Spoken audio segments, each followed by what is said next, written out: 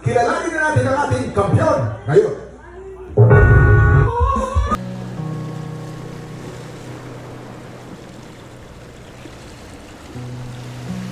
Last, mapapakita ko na sa mga viewers natin, ang mga katiktropa natin ang human saxophone of the Philippines.